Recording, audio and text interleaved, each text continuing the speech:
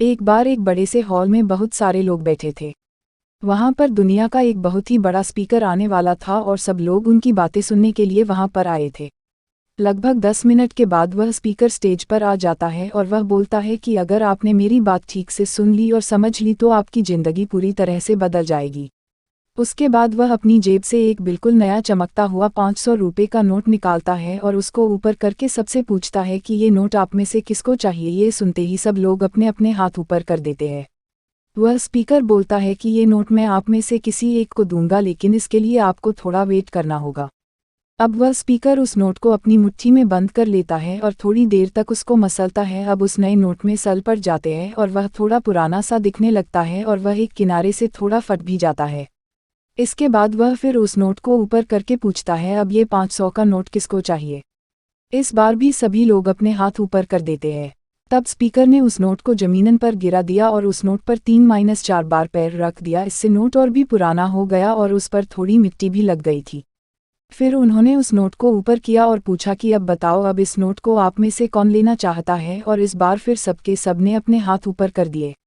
Speaker अब note को फिर से नीचे जमीन पर गिरा देता है और उसके ऊपर कूद कूद कर उसको दोनों पैरों से रगड़ देता है और उसके ऊपर चाय भी गिरा देता है। अब नोट इतना गंदा हो जाता है कि उसको पहचानना भी मुश्किल होता है। कोई भी उस नोट को देखता तो यही बोलता कि अब ये सिर्फ एक गंदा कागज़ का टुकड़ा है, अब यह बेकार है, इस दुनिया में इसकी कोई वैल्यू नहीं है।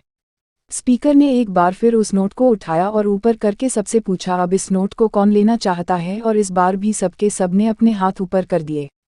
कितना भी गंदा पुराना मिट्टी में सना हुआ चाय का दाग लगा हुआ हो, लेकिन अभी भी वह 500 रुपये का नोट ही था।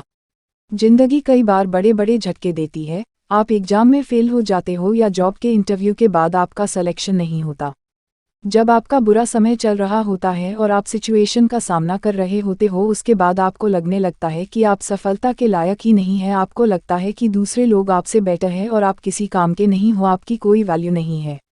हमेशा याद रखो, इससे कोई फ़र्क नहीं पड़ता कि आपने कितनी बार सिचुएशन का सामना किया है, आप ज़िंदगी में कितनी बार फेल हुए हो, आपकी वैल्यू हमेशा वही रहेगी जो पहले थी। आपके पास कुछ खास है जो दूसरों के पास नहीं है और ये कोई भी आपसे छीन नहीं सकता। अब तक सक्सेस नहीं मिलने से आपकी वैल्यू कम नहीं हुई है।